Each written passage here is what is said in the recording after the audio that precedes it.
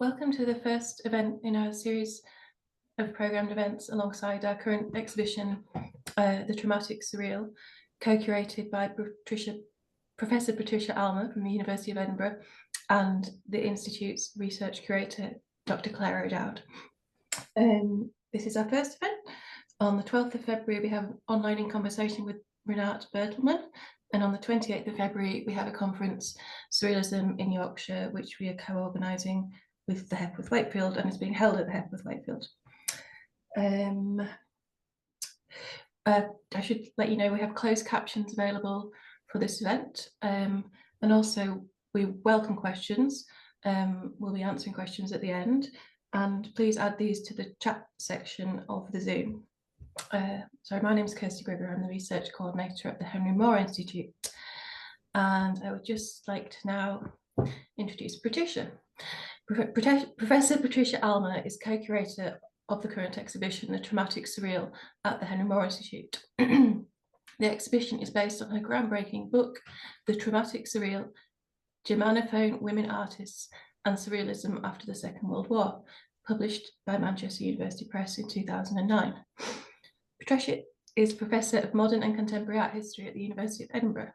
Her many books, exhibitions and essays have transformed the study of modern and contemporary women artists and surrealism, starting in 2009 with her curation of the award-winning Angels of Anarchy, Women Artists and Surrealism at Manchester Art Gallery, the first major exhibition on this topic.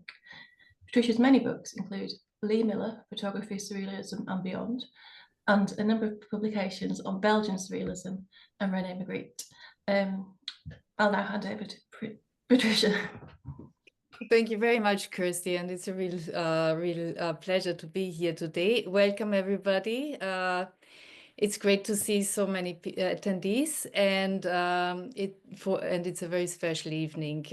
So it's indeed an exceptional pleasure for me to welcome the leading artist, filmmaker, and producer Bady Minck this evening. So thank you so much for taking the time to be here and for having this in conversation with me today. Bady was born in Luxembourg, and she studied sculpture at Vienna's Academy of Fine Arts and painting and film at the University of Applied Arts, and she's currently working in Vienna and Luxembourg. In 1995, she founded the really important cutting-edge, amazing Amour Fou film production company, which she named after the 1937 prose work by André Breton. Her student film, The Man with Modern Nerves, from 1989, was invited to the Cannes Film Festival and to the Berlinale, and it was purchased by the Centre Pompidou in Paris for their collection of avant-garde films. Her surreal short film, Mécanomagie, from 1996, won prizes and was invited to more than 70 international film festivals. In the beginning was The Eye, which we will also discuss today. In 2003, she invited poets to create sound poems for the soundtrack and visual poems for the film interiors. The film celebrated its worldwide premiere at the Cannes Film Festival and was invited to over 100 film festivals worldwide. And a book about the film has been published too. Bady's films have been invited to more than 600 film festivals, including Cannes, Berlin, Sundance.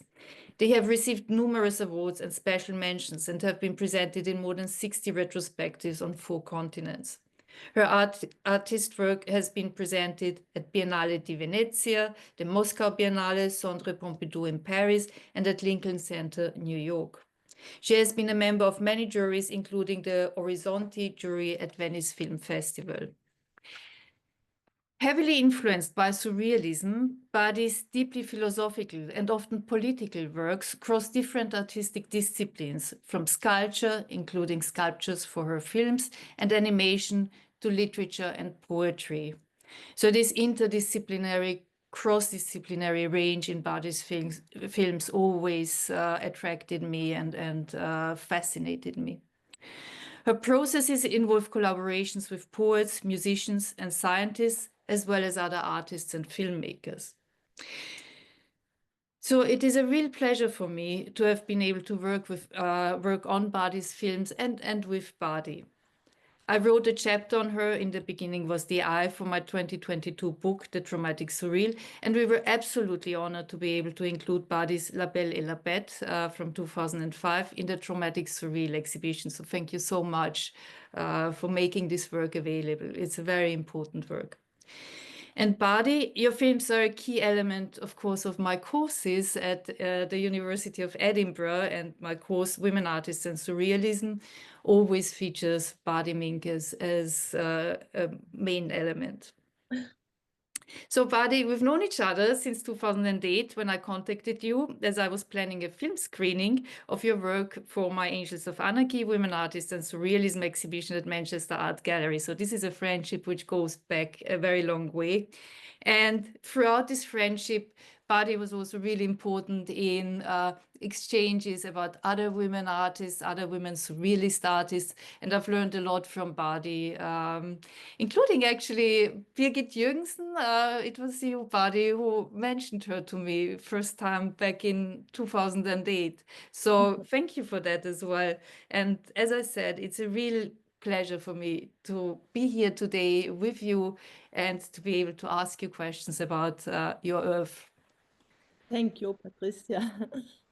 So let's start with the questions because there are a lot of them, and let's see how we get on. I also we've prepared a PowerPoint, so perhaps it might be worth sharing it at this point. Can you see it? Okay. Yes. Yeah, super. Okay, so perhaps we can start by exploring your own interest in surrealism in general. So that would be really interesting to hear what your interest was from the beginning, but also what your interest in women surrealists was. When did you first come across surrealism and women artists within surrealism? And from which point onwards was surrealism significant in your own work? Oh, yes. Thank you. I was born as an artist, as my grandmother once said. As soon as I could paint, no walls were sure for me. Every year at Carnival, my mom dressed me up as a painter with a red beret and a brush behind the ear and a palette in the hand. This was funny. So I often went to cinema as a child, but the mainstream films hardly touched me. The only film of my childhood that really impressed me was absurdly a Bible film. Images like burning bush and the miraculous multiplication of the fish and the bread, and the scene in which Moses parted the Red Sea was so to enable his companions to escape from Egypt, stuck in my head for decades. For decades, pardon, my English is so bad. It's my sixth language, so I'm not so good in speaking English. From then on, I searched for a way to create such deeply moving images, like Moses. I must have been 16 when I discovered the feminist quarterly Frauen und Film, Women and Film. I have here an exemplar of this. It's the new one. Wow. It's run by women, avant-garde film women, cinephile women and queer men. There I discovered the films of Maya Deren, for example, Meshes of the Afternoon. It blew me away. It's from 1943. A filmmaker living in the USA whose Jewish Ukrainian family had immigrated from Ukraine to US. In the same year, I visited the Centre Pompidou in Paris, where I fell in love with the surrealistic films Un chien andalou by Louis Buñuel. It must be 1928. I must have watched it 6 times in a row, and I was captivated completely by the images and the sound. These 2 films are still today my favorite films, among others, of course. So these were my influences. Very interesting. I think I remember the Bible film. There was a lot of animation in it, wasn't there? Yeah, but not drawn animation. No. The trick is Yeah. Yes. Straight from my own childhood. It's Yeah. interesting. Yeah, it's interesting how cinema Yes. shapes you from early childhood onward, really. Yeah.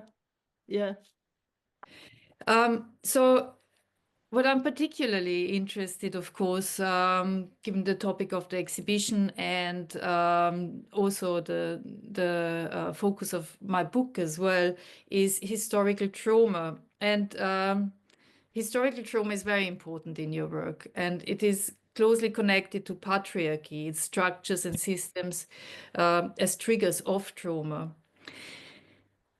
And also patriarchy, feminism is really important in your work. Can you talk more about your individual films and how they explore these concerns? Oh, yes. So I'm second and third generation of parents and grandparents who experienced trauma in World War II. They were arrested, deported, imprisoned in forced labor camps under the Nazis as a result of the resistance. And that rubbed me off a lot. That's why I grew up politically alert and reacted on negative developments, political developments with my art. My grandmother and my parents didn't want me to study in a Nazi country, but I went to where I found the best art for me, the best art, and it was the most strongest. So it was very important to me to study on a good art academy. And so, excuse me. So when I was 18, and I go to study to Vienna, so in Austria, and I wanted to use my art where I felt was particularly necessary at the time, and this was Vienna, of course, for me too. So I landed in Vienna, and in the year 2000, when the right-wing extreme FPÖ was brought into government by the Conservative Party in Austria, the protests in Vienna were huge. You have to know that Vienna, which now has 2 million inhabitants, has been governed by social democrats for many decades, and that the Viennese population is very different from the Austrian rural population. And the protests and demonstrations in Vienna initially took place daily and after a while every Thursday. These Thursday demonstrations lasted for more than 2 years. And every Thursday, the democratic and progressive Viennese were on the streets. I remember. It was shocking that the Austrian media very quickly changed the sides in favor of the government. Yeah. No longer reported on the protest. So I had a small child at the time, which meant I had to stay a lot at home. And in order to support the protest movement, I developed the electric breakfast within a few days. It was an electronic breakfast. You can move on the third slide. It was an electronic breakfast that was sent via email several times a week for many months to almost 15,000 subscribers. The mail always started with a breakfast from a country whose residents were not allowed to enter Austria without a visa. After breakfast, the news of the resistance moved on. The electric breakfast developed into the electric cell, which was a materialization of the electric breakfast. You can move on. Yeah, this is the opening, the invitation for the opening in the Kunsthalle Vienna. You can move on. It's in German. Yeah, these are some objects for the electric cell. You will see on the next slide, you will see the electric cell. If you move on, please. Yes, this was the Viennese electric cell. You could enter, and there were conversations, there were lectures, and the people were outside, and the lecturer were inside, protected by the huge electric objects, the resistance. Can I ask you, Bady, just very, very briefly, what was the reaction of the media? What was the reaction of, given that the Freedom Party was present in Austria at the time, to your electric breakfast? Yes, so the media, some media, only some smaller cultural media, they reported, but it was the ignorance of the politics and of the big media. It was ignorant because it was from the resistance side. Yes. Yeah. And since the international art world was also part of the electric breakfast reading cycle, I soon received invitations from other countries to set up electric cells there. I set up electric cells in France, in Lyon, in Dijon, in Paris, on the Bateau Phare. It's a well-known art ship on the Seine. In my country, Luxembourg, in Switzerland, in Fribourg, and even one in Russia, in Moscow, at the Biennale in Moscow. In the electric cells, there was free access to uncensored information, free speech, and lectures by intellectuals and other lateral thinkers. The electric cell in front of the Kunsthalle Vienna, you see it here, and you can move on. The next slide is showing the interiors, yes.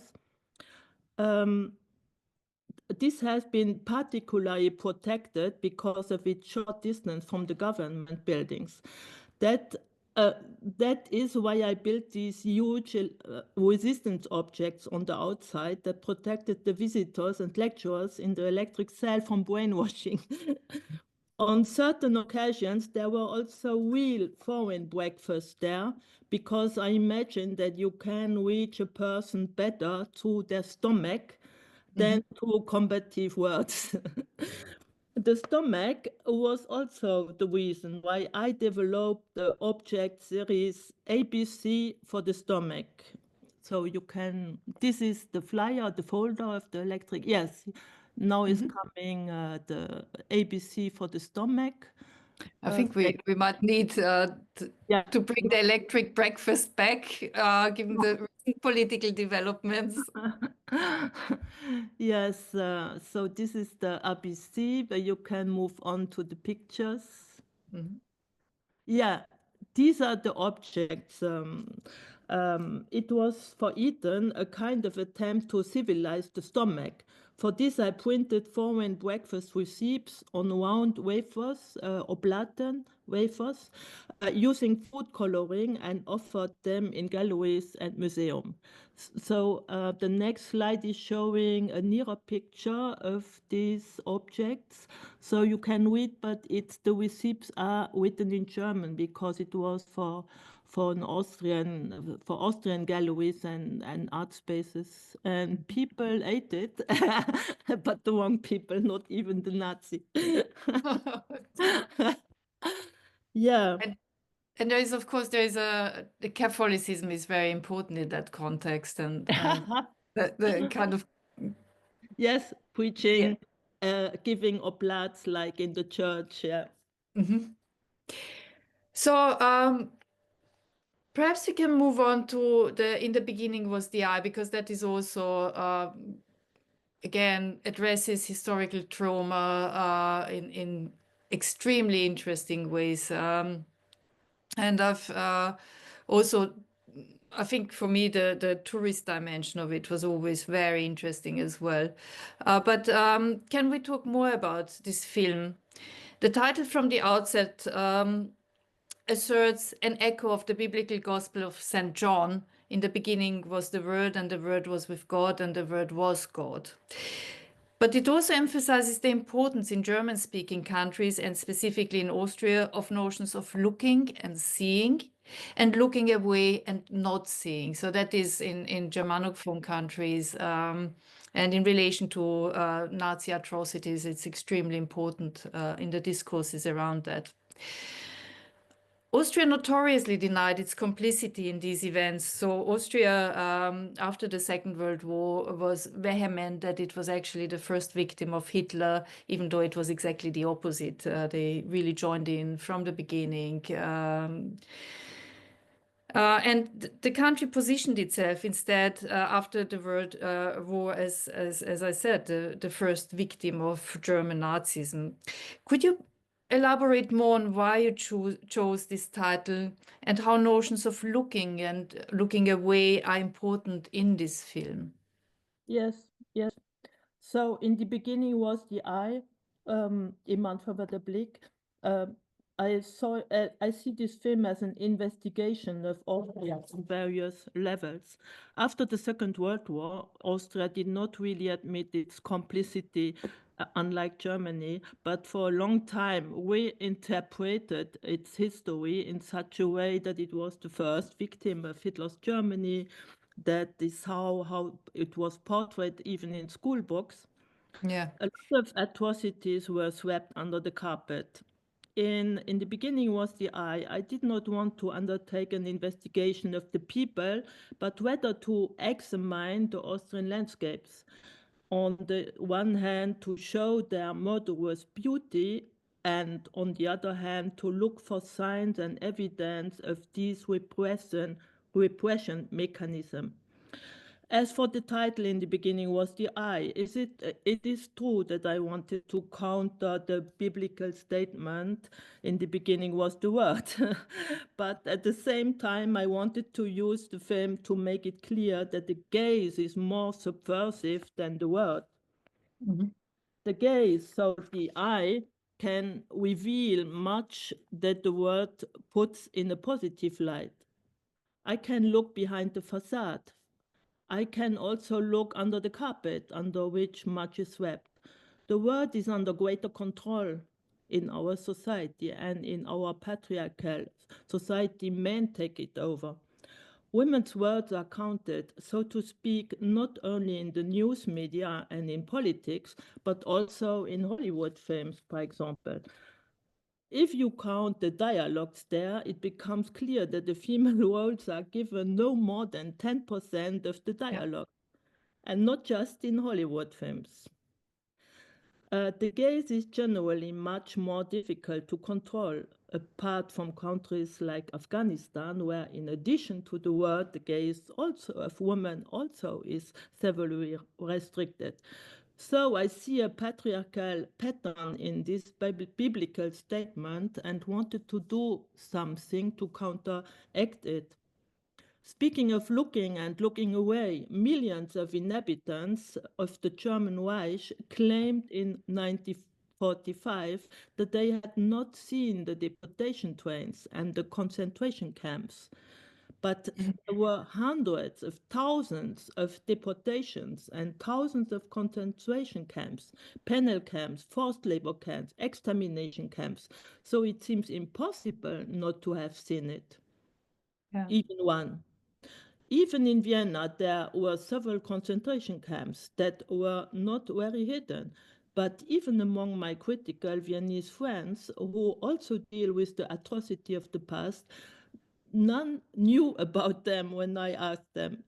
And that brings us back to the word, the language, which stands under heavy control. Yeah. It's also just thinking about it now, because I was teaching, actually I was teaching students today, and I was teaching the Traumatic Surreal, and part of that that lecture for me, what is really important is to talk about the Holocaust, to talk about Nazi atrocities, and to not forget that history, because I get a sense that it may be a history which is slipping again and becomes forgotten and becomes also part of this whole misinformation, what is going on at the moment. And I think your films as well are important in recording, in bringing this history back into the mind of people, so that it does not get forgotten. Yes. So your films are very important in that context, to not document it, but to make people aware of this. Let's just have a look. We've got here a couple of images. Can you talk about them a little bit? So That's a making of the movies, of the filming of in the beginning was the eye. You can go on. yeah, and this is I see the fisheye lens, and the space looks suddenly very small, because in the film the space doesn't look. Sometimes it looks small, but here it struck me when I looked at the images how Yeah. condensed it really is. Yeah, the lens is doing it right, the fish eye, of course. Yes. And then this is the mood board and storyboard of In the Beginning Was the Eye. Yeah, many pages. But so here we have one. This was the casting of the mountains, because I thought that my poet, the main actor, that his bald head has the form of a special mountain, and I had to make a casting of all the Austrian mountain to find the same shape of his head because of the end. But I want not to spoil now the end of the movie. Yeah. But it's important that I found a mountain having his head form, and I found it. Not here, the photo is not here on. Okay, you can move on. Yeah, that's the storyboard. So I'm always, before filming, I'm making a storyboard. Yeah. And before the scenography is made, and yeah, it's like this in the movie. Yeah, it is fascinating to see the storyboard actually. Then, yeah. And there's an eye, so the film is told by an eye opening and closing. We made it manually without special effects. So we had a we had a carton, a paper with feathers on to open and close. Was very old school, but it was, yes.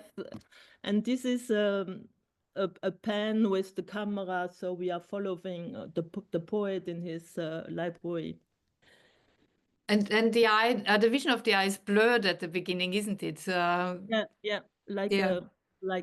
an eye, a natural eye, yes. Yeah. Yeah. I show the film every year. I show the film to our students, and they are always fascinated by that opening sequence. And where are they? Are they in the body of this person who is going around, or are they looking at this person? And it's really interesting. This was the idea that the audience is the eye, is inside the brain of the eye, or the body of this eye. Yes. Yeah, now we are coming to the postcards. Yeah, the postcards are really, yeah, they are very interesting. I love the way the film uses postcards, and as I mentioned, it's that kind of tourist element, and we've also talked about the ideology of the postcard. Perhaps we can talk about that a little bit more, and the importance of postcards to convey ideologies. Postcards are ephemeral objects, but in the film they become witnesses. So that's the other dimension as well. They become witnesses and markers of fundamental historical events. So it's this contrast between the ephemerality of the postcard and the importance of these postcards suddenly being witnesses of these horrific events, which is extremely interesting. They are also exactly the kind of everyday objects that the surrealists were interested in as forms of representation and communication. So I'm, of course, digging around a lot in surrealist archives. And one of the things I continuously am finding are postcards. So last time I was in the archives of Merit Oppenheim in Bern and found a whole load of postcards by Leonor Fini, wonderful, playful postcards. So it's such a surrealist trope.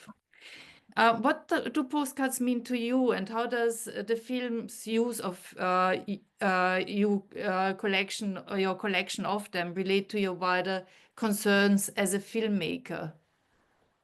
Yes. So in the beginning was the eye. You can adventure 1,500 postcards, but in a very quickly way. So landscape postcards seem to most of the people like innocent objects with authentically depicted views. But in reality, they are just claims. They are controlled images. You could call them propaganda material.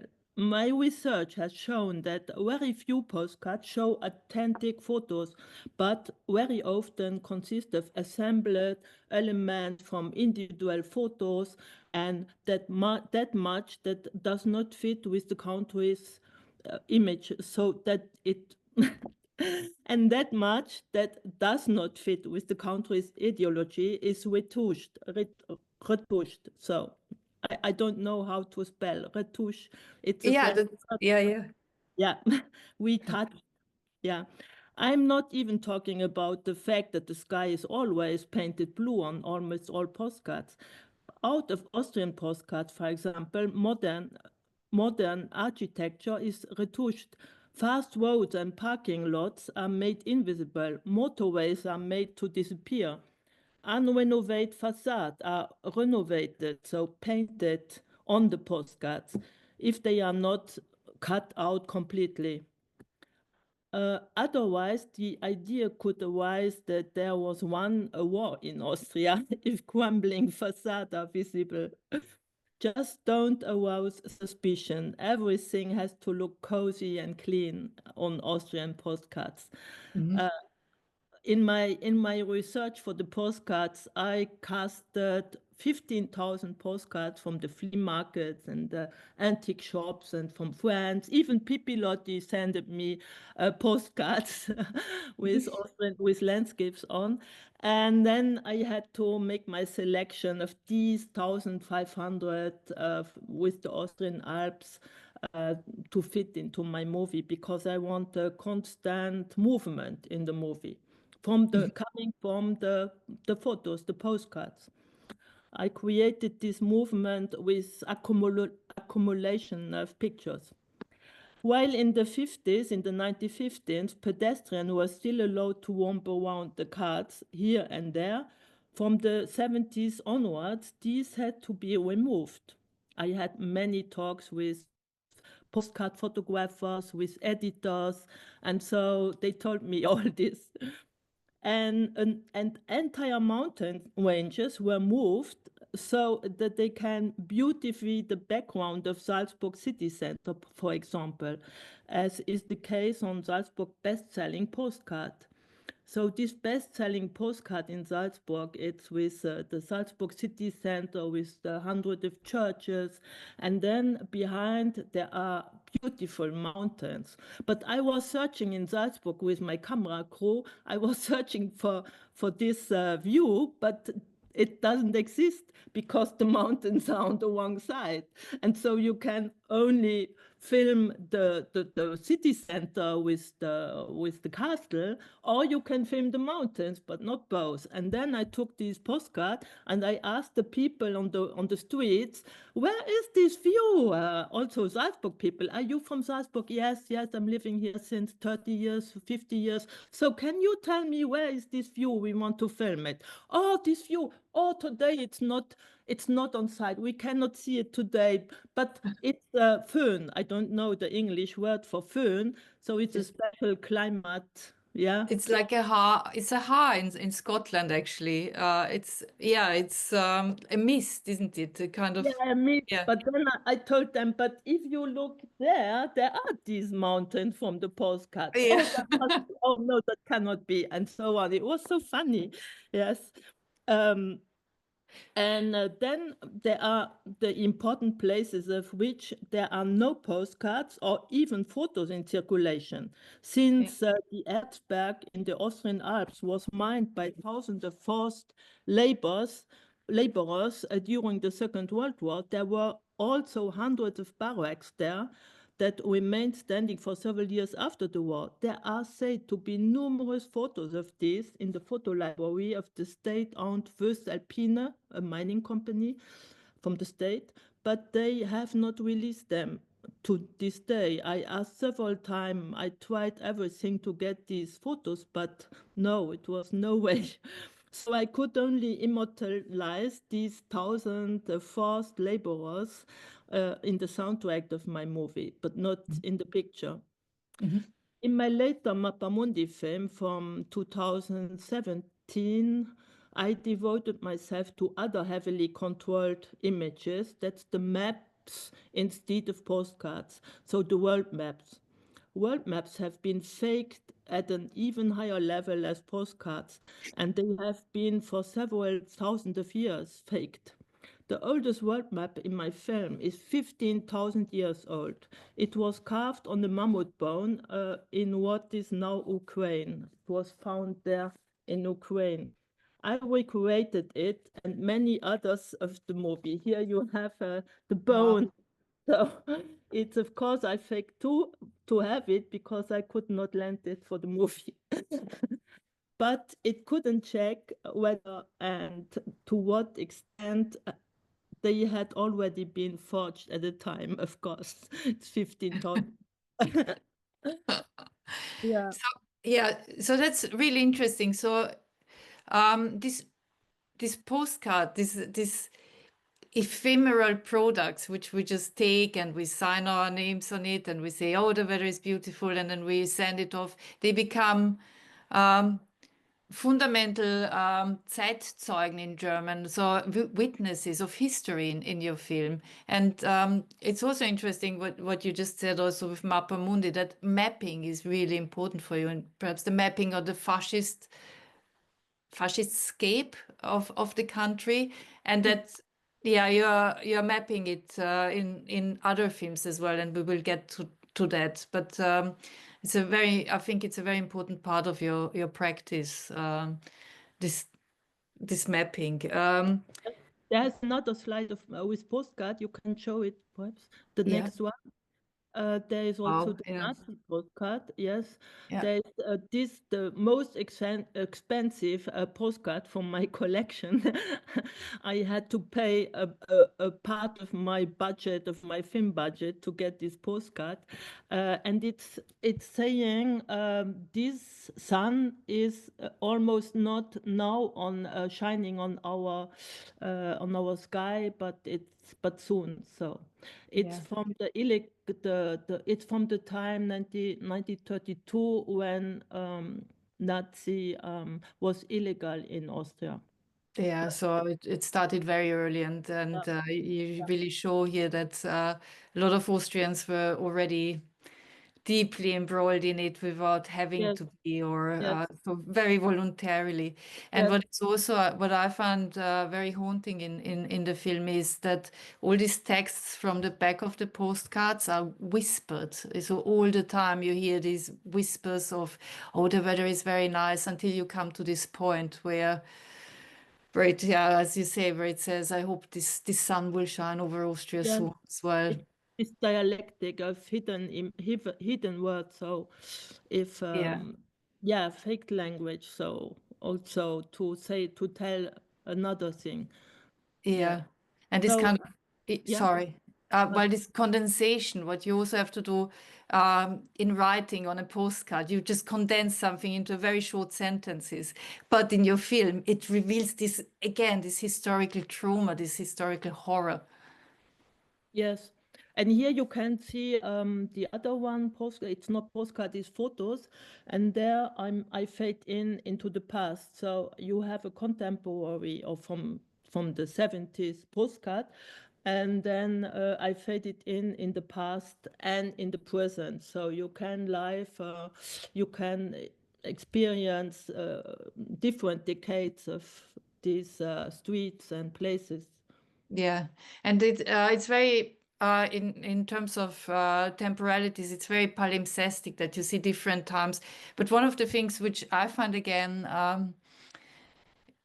evoke this horror is that you look at these facades, and very often things haven't changed. You know, they look the same, and that is very disturbing. Yes, in Salzburg, they are the same like in the Baroque era, because Salzburg, the city of Salzburg, is giving grants to the proprietaire of the houses to rebuild the facade to the Baroque era. And so they are going into the past, not only with the thinking, but also with the recreation of the facade. Yeah, It's except telling much. yeah, Yes, and except so for the Salzburg, yeah, except for the Mozart house, which was totally bombed, and they just rebuilt it completely new, but they are selling it as the original. as Don't the yeah, Baroque one, and yeah, every tourist is believing it because it's well made, well faked. Pardon. yeah. So I think just before we move on to my next question, it's this because I'm also thinking in relation to other artists also in the exhibition. So Meret Oppenheim and Word Wrapped in Poisonous Letters, which is a string construction, and it looks like it should be wrapping something up, but it only wraps air up. And the shadow, if you look at the shadow, it casts this swastika. So this making the invisible visible. In Oppenheim, it is with the shadows. Here, I would argue it is with this ephemeral postcards. You make the invisibility of this ideology visible. Yes, I hope so. Yes. So we can take a look at the trailer of the movie. It's 1 minute and a half. Mhm.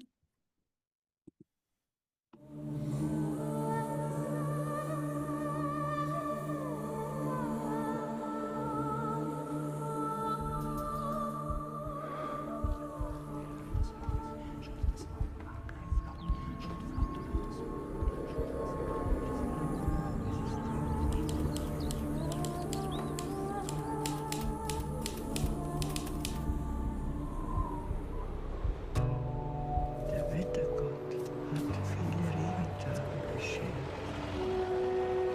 Froschling fliegt mit einem schweren Wadenbeinbruch, Zell- und Sehenspittel. Fehlt Lande, fehlt Schnee, fehlt Ruhe, fehlt Gemüse, fehlt Kräuter, fehlt Ernte, fehlt...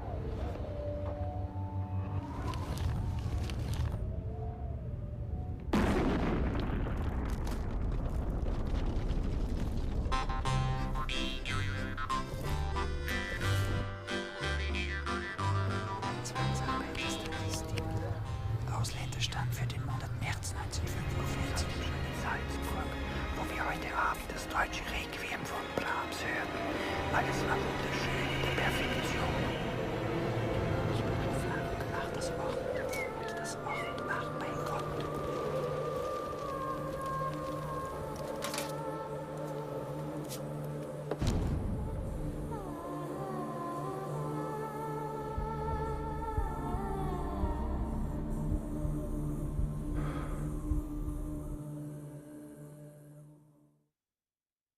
Absolutely brilliant. I'd like to see it again.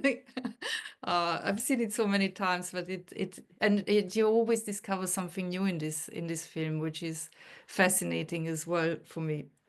Can you talk perhaps a little bit more about how in the beginning of the eye explores questions of history and time, personal and cultural histories, memories, and how the film's playing with time, so speed up elements as we've just seen also in the trailer, and stop motion passages works with them.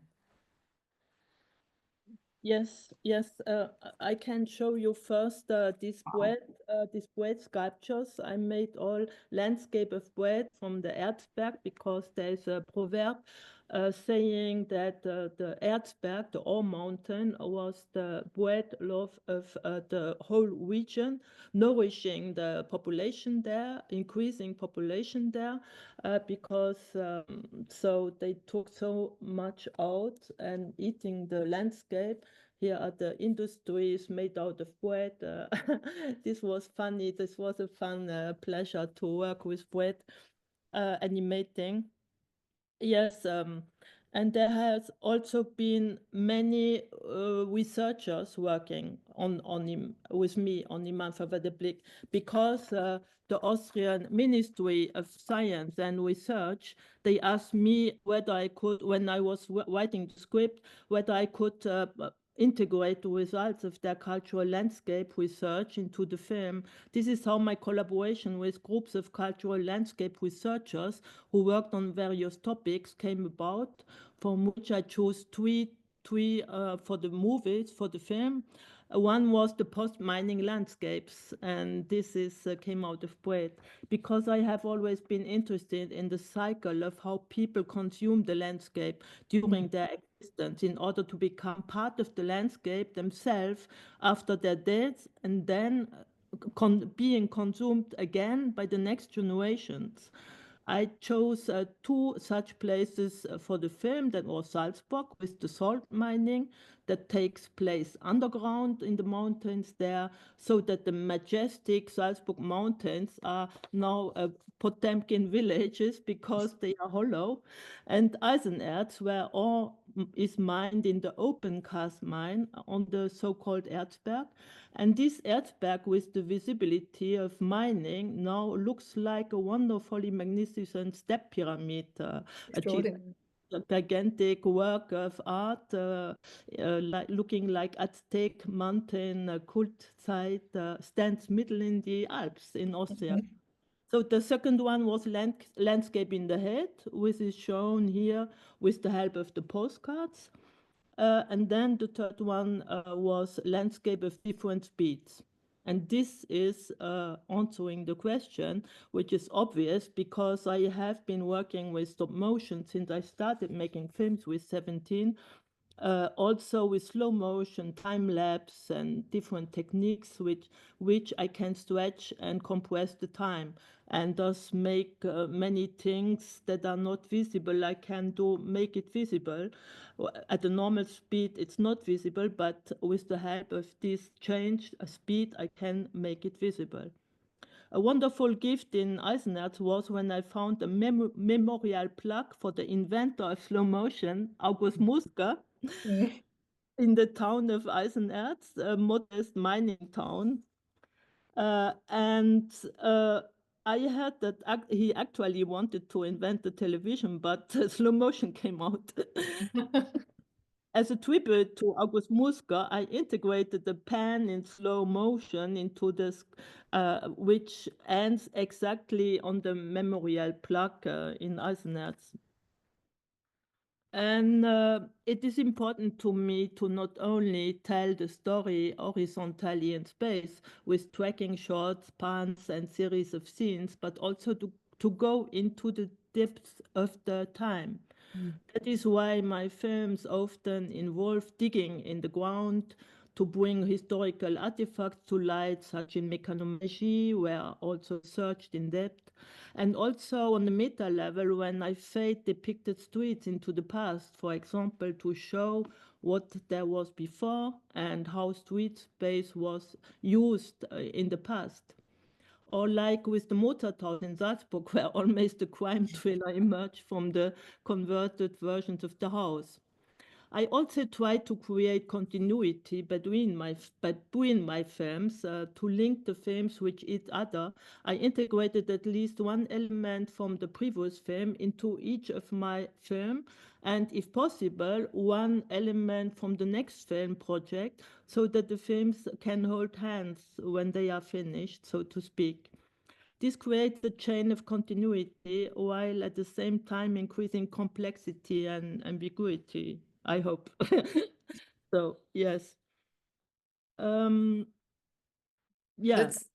Yeah. That's very interesting. In terms of what you just said, with also slowing down and speeding up makes the invisible visible. So this is coming back. And if I'm thinking about surrealism as well, isn't surrealism all about that you make the invisible visible, that which is there, but you can't sense it? Yes. That's another link. Yes. Very interesting. Let's So have a- we can go to the next. Yes, that's about Yeah. the poetry. Yeah, so that's it's a very important Austrian poet, Bodo Hell, who we have here in and in these pictures, and he was the main actor of the film. So the poetic is a crucial aspect of the film, and you invited Austrian poets such as Bodo Hell, Ernst Jandl, Friederike Mayröcker to create poems which become part of the interiors and also the soundscape of the film.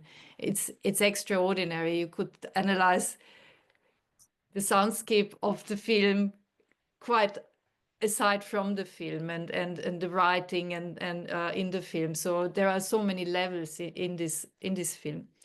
And one of the most significant aspects of art for me is that it offers a language with which we can explore historical and other traumas.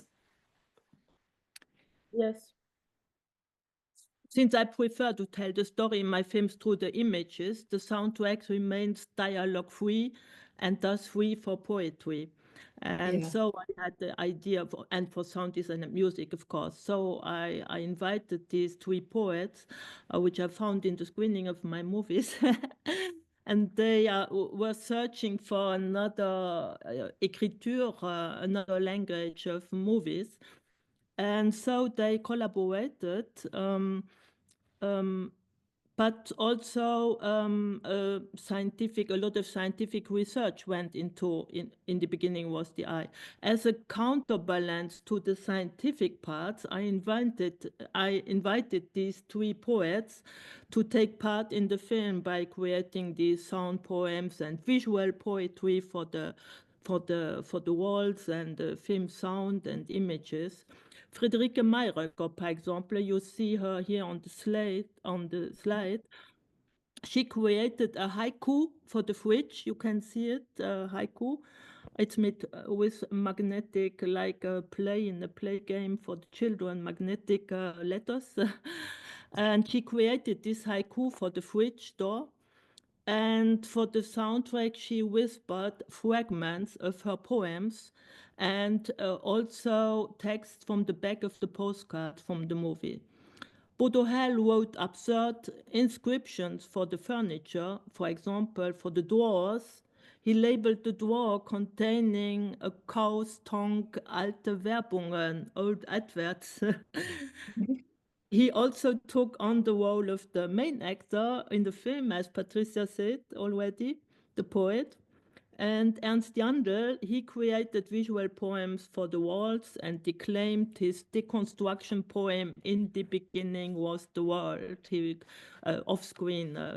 Yeah, it's very important for the movie to have this dialectic in the picture and on the sound. So sound is saying in the beginning was the word and the language, and in the image you have in the beginning was the eye. Interesting. Mhm. Yeah, we have here another. Yeah, you have the old adverts, alte Werbungen from Bodo. Windrose. Yeah, you have the fridge inside. It's a ice landscape where you can put nothing in. Yeah, And fantastic. in the cooking machine nearby, you find the Ore Mountain, freshly cooked, baked. Yeah, so it's the interior, the exterior and the interior, and the relationship between is really interesting as well. How these things become household items, and how the beautiful ice cave is suddenly in your fridge. It was the fridge of Friederike Mayröcker. She had this fridge at home because she was writing all the time, and she had not time to make a household and to care about the fridge. And so were full of ice, and she showed it to me. And Bodo Hell, he had the idea that she can lend it to me for the movie. And did you just keep the ice in the fridge? Yes, but we had to remake it. Mhm.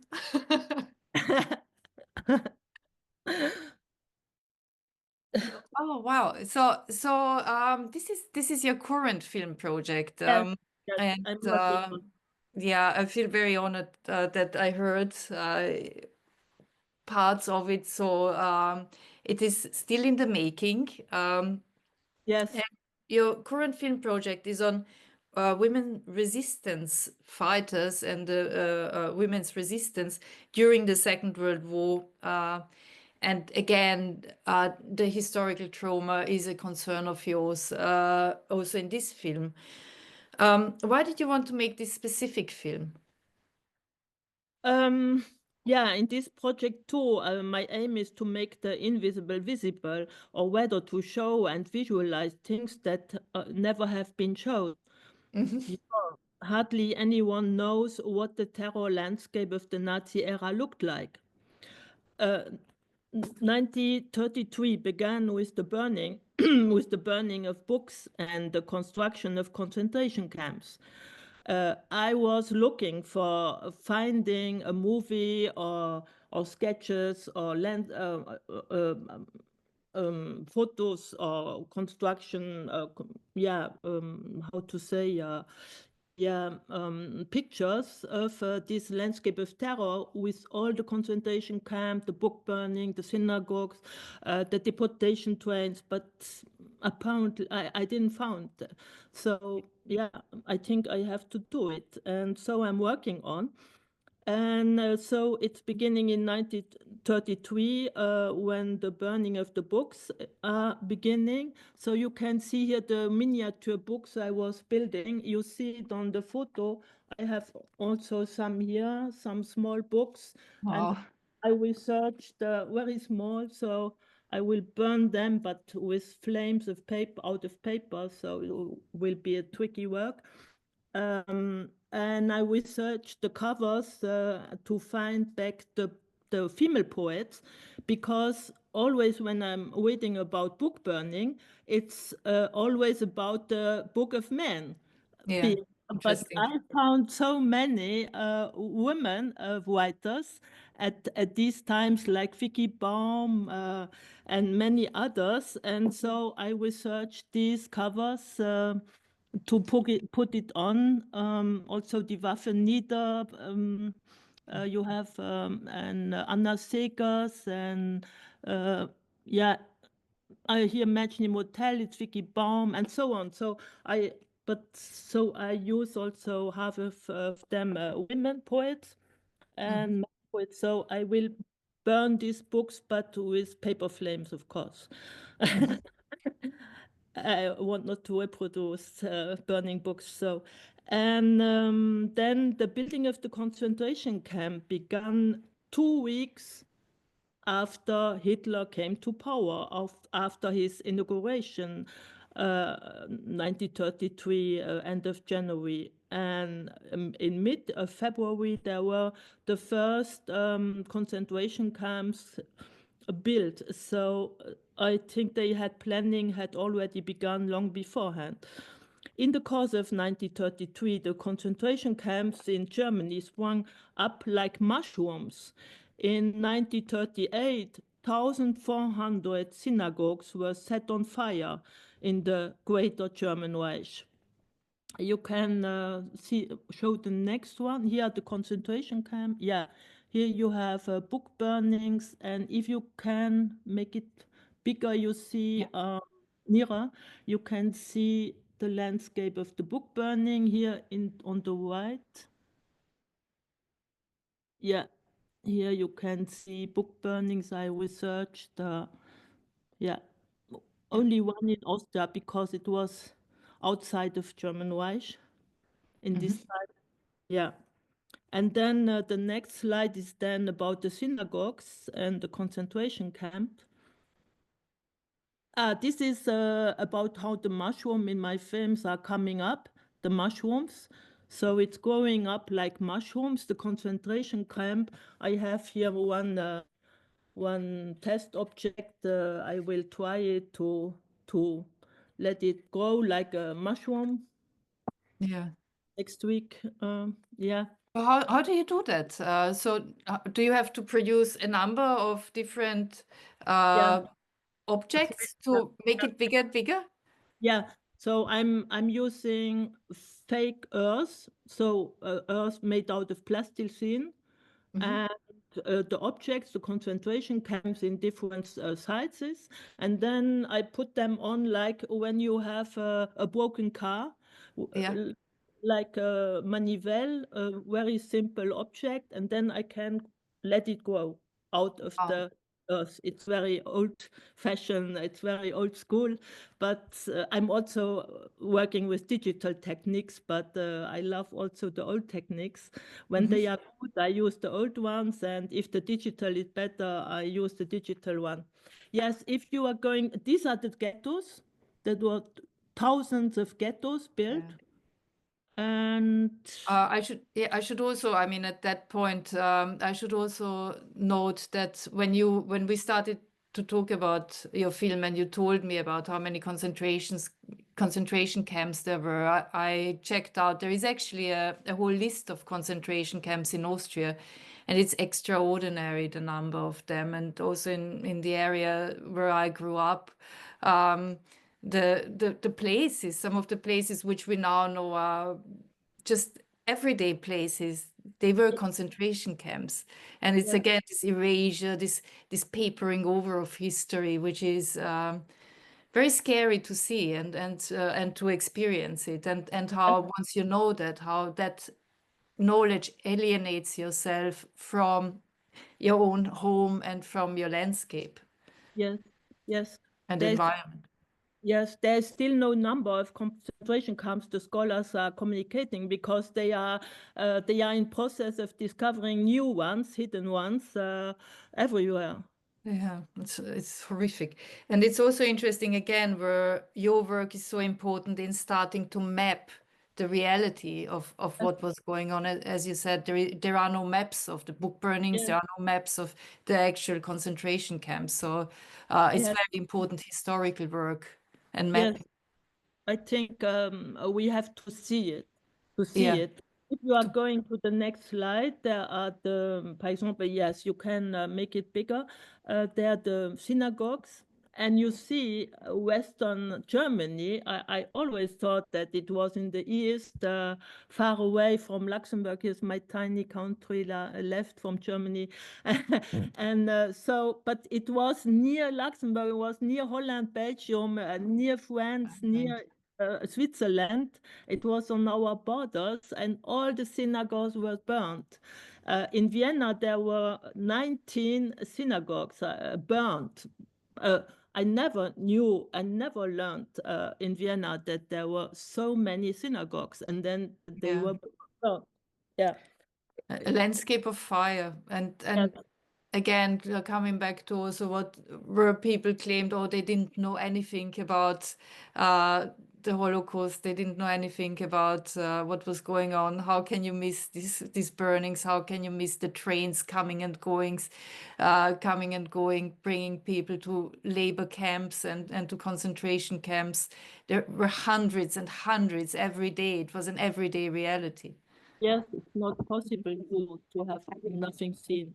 With 1,400 synagogues were set on fire, and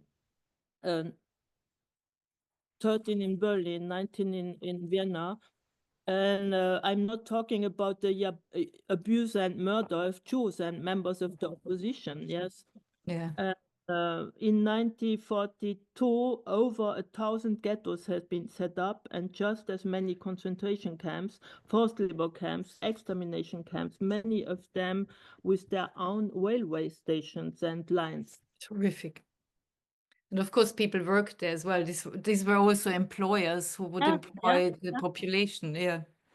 That was the plan of Hitler, to have this as a new industry. Yeah, where everything can be used and recycled, including the human beings and every Yes. part of these human beings. Yes. So I looked for pictures and maps, how I said, and to this incredible agglomeration, densification of the landscape, to show this landscape of terror, but I found nothing. That's why I started with drawings, but my sketches currently only show a small percentage of the terror buildings. So I will change this. In the film, they will spring up like mushrooms and fill the rear of Greater Germany within 5 years. While this hellish landscape is constantly expanding, sounds lure us again and again into the forest and hiding places of this landscape. In these hidden areas, we come across activists of the resistance who act against the machinery of terror. They blow up ammunition trains, ammunition trains. My tongue is really not Well, made we are for coming to the tongue twisting soon. twisted for ammunition trains. Wow. And 3 deportees from Auschwitz train. Really, some Belgian men, they stopped in the night a deportation train going to Auschwitz, and they freed more than 100 deportees from this train. Incroyable. Then Yeah. smuggle persecuted people across heavily guarded borders. They eliminate SS leaders or smuggle children out of the ghettos. These are mostly women whose stories I have found, most of which are still completely unknown until today. So I will portray them with actresses, with real actresses, not only miniature, but the landscape will be in miniature. I will build the landscape in miniature. How Yeah. to say in English, miniature? Yeah, miniature. Okay, and but the real actor, the people are played by real actresses and actors. Yeah. So again, this invisibility you are making, it's extraordinary, your project, because again, it's the invisibility of the women, the women's resistance specifically, but also more generally the resistance fighters whose stories really are not that well known at all. And you make that visible, and it's really important to see how strong women were in the resistance, and how important they are. But also, again, with this mapping, it is very different to read about, even if you read about how many synagogues were burned, how many concentration camps there were, to see it is really very different, to see the density of them, and how you couldn't have missed it. Absolutely, yes. So I would love to carry on talking about this, but I can also see that we need to, unfortunately, move on to perhaps our last question, and then we will also go to the audience. So this is really an amazing opportunity for us to talk about your work in our Traumatic Surreal exhibition, La Belle et la Bête. The beauty is the beast, very importantly. The work engages with Merritt Oppenheim's use of fur, and I'm very pleased that it is in our exhibition in the same room as Oppenheim's squirrel. So that was always very important for me, Bady, and a dream of mine to have Bady Minck and Merritt Oppenheim together in one room. It really was, because it calls for it, and I'm so glad we finally achieved that. It's such an honor. So that's really wonderful. And of course, the squirrel is an object which is half squirrel tail and half beer, which starts very innocent, but once you see that this is a cut-off tail and a beer and the male beer culture and the beer glass, it becomes quite sinister. So it brings us back to your interest in surrealism and women surrealist artists. And perhaps should we watch the trailer and then perhaps discuss the work, and perhaps you can talk more about when the idea arose for La Belle et la Bête and how it evolved. So I'm going to show the trailer now.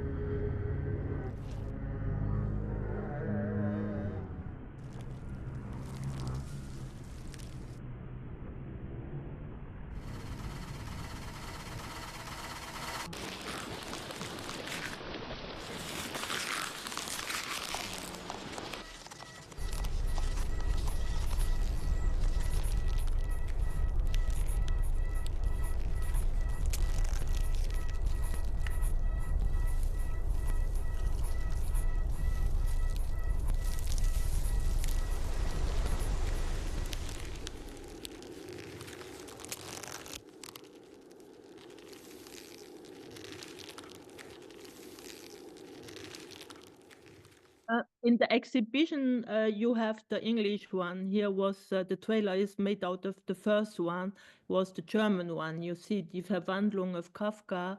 It's the Metamorphosis in your exhibition.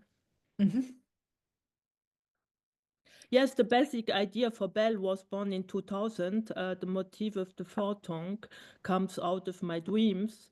Many images in my films come from dreams, such as the tree growing on the cake tree from Mécanomagie, and among others. In my films, I have only now noticed the motif of the tongue that often appears each time in a different configuration. I was not aware of this, but you, it was your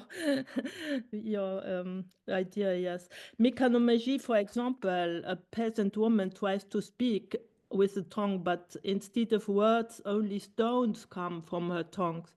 And back then in the 1980s and 1990s, my mother tongue, Luxembourgish, Zhang is my mother tongue, seemed to me like spoken fossils. Our language had stood still due to the massive waves of immigration in the 19th century, and so also the language. It had not been adapted to the new living environment, which is why French, English, German loanwords came in the Luxembourgish and still being used for new terms of the new inventions for the 20th century, like television and everything.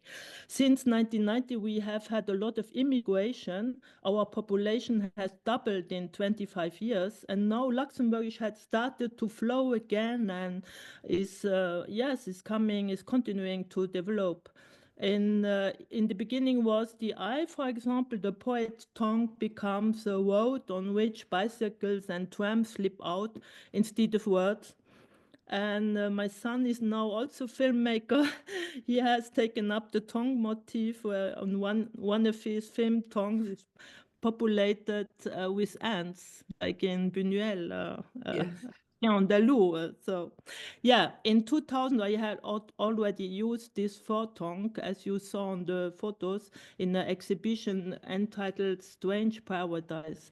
4 years later, I began to integrate it into a cinematic world for the La Belle et la Bête, The Beauty is the Beast, and shot this movie. Franz Kafka's world, which is also visualized in Belle, you saw it now, is so inspiring that it creates a rich world of images, probably for all readers. He is really metamorphosing words into images immediately. That's his force, I think. My photon dream was certainly inspired by Meret Oppenheim's Le Déjeuner en fourrure, Breakfast in Fur. I didn't know her squirrel at this time. But for me, it's important the unconsciousness of the dreams and the hidden, the suppressed, the epigenetic.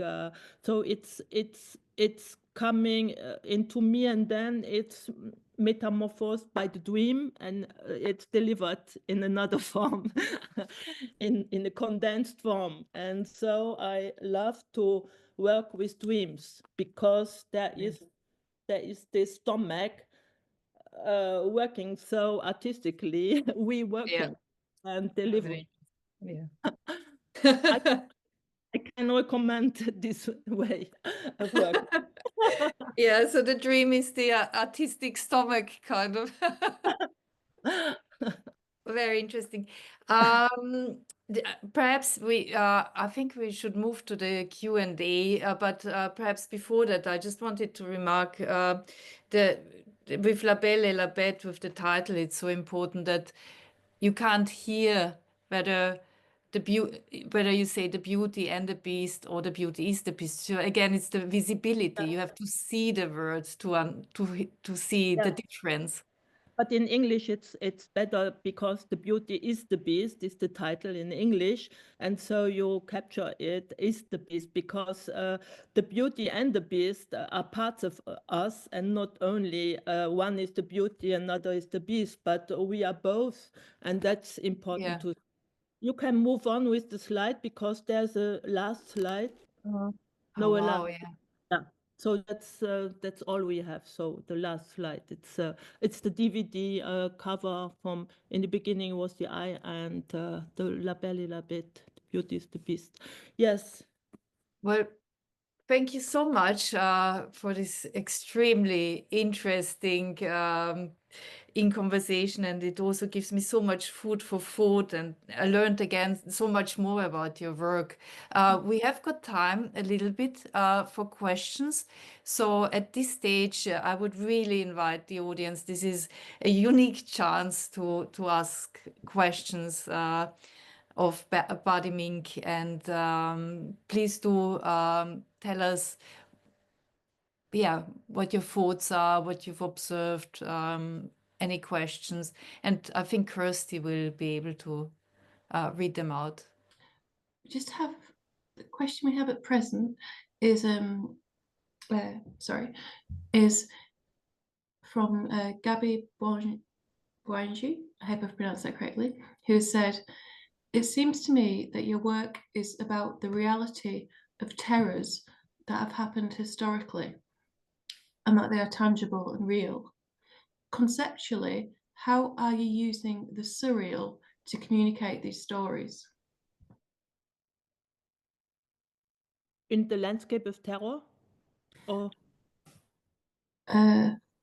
Sorry, it's not my question, so it's a bit hard to it seems to me that your work is about the reality of terrors that have happened historically and that they are tangible and real.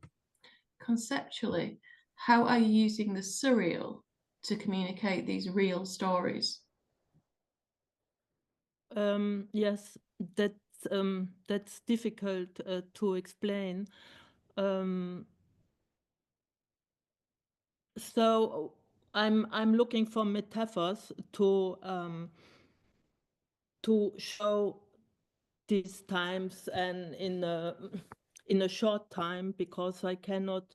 Yes, I have to compress the time. And so, as I'm showing the concentration camps, the arising of concentration camps, I'm taking the metaphor of the mushrooms coming out of the landscape of the Germany map, for example. So, tell it surrealist or not surrealist, I don't know. That's the scholars have to say if this is still surrealism. I don't know. But that's not my question. So I'm always searching for possibilities to make it visible and to use metaphors that you already know, that you can understand it, like the mushrooms growing up, because mushrooms are very quick in growing up. And they are positive and negative. We all eat perhaps to eat mushrooms, but there are many mushrooms being very dangerous. So, Yeah. I think it's fitting. Yeah. If it's surrealist, I don't know. I'm not the labelist. Can I ask you on that note? So Gabi says, yes, in a way, it is a great responsibility, and the terrors of our society still exist. And I think we live in very difficult times at the moment, and your films will become still more important than they are already. It is. We are living in very difficult times, and I think the things are very relevant Yeah. now. I don't like to make movies being only negative, but I'm always looking in the positive and the negative, and then I'm combining them. For example, the resistance fighters. So there were really the it was also because of there were so many resistance fighters that the terror machinery could not expand more.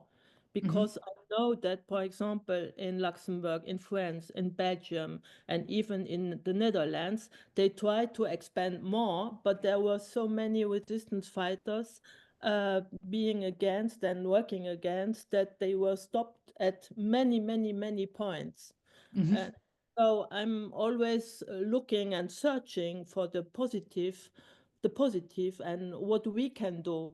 And the things being important until today for us, because we have to fight now too, and be not passive. Yeah. Yeah, it's also, I think, it's offering strategies of seeing, and it's again this invisibility to make that visible, but also how are we looking at things. One thing what I keep observing in the artists across the whole exhibition is this looking awry, you have to go to the side to see the dangers, and Renate Bertelmann's heart with the fur heart with the knife which sticks out comes to my mind, and which again is also in Ursula Schulze-Blum's. So it's this not looking, and this is the beauty of art and surrealism, that it allows us to look from a different angle. Yes, that's important. Oh, there are some chat here. Yeah, there is a question from Josh. So given the ASMR-like soundscapes that are in your work, what conditions do you think are the best setting to see your work, i.e. in galleries, at home, in a cinema? So that is interesting, a very interesting question around what do you think the best settings are of your work in a gallery, at home, in a cinema? I think there's the DVD on there. The movies are on very good quality because I had a great technician putting it on the best quality, and you can see it on DVD if it's not currently on cinema, because movies are only some weeks or months in cinema, and then they come only up on festivals or special events. So it's better to see it online at streamers. There are some streamers, and there are also the DVDs, because in the galleries there's normally only one film. Yeah. So there are very good streaming services with the movies. Okay. Are there any further questions? Any comments? Well, I have. It's very difficult for me to stop asking questions, but I will pull back. But because I can see that the time is finished, and I know that Zoom will cut us off. We have 4 minutes. Yeah. Gabi says, lovely talk. Thank you so much for your time. I would really like to thank you, Bady, so much for your time. It was extraordinary privilege to be able to talk to you this evening and to ask these questions and to hear about your cinematic work and also about your artistic work. So Claire McDermott says, love the concepts and original images. Caroline says, thank you both so much for this wonderful discussion. So thank you very much. I would like to thank our attendees as well. I would like to thank for the very interesting questions. And I wish everybody a really good evening. Enjoy your evening. I hope you get the chance to see the exhibition, The Traumatic Surreal. It is for me an absolute privilege to have these artists, these really important artists, together in one space talking. These artworks are talking to each other, which is the most beautiful thing for me to see, and how they communicate to each other and what they communicate to each other. And please do also check out Bady's films, which are extraordinary. So all the best to everybody, and thank you very much. I have a small remark for Josh. So I will put on my website, badyminck.com, I can put the links, the streaming links, and of different streamers. Yes. Brilliant. Thank you very much. Next week. Thank you so much, Bady. And take care, everybody. Bye-bye.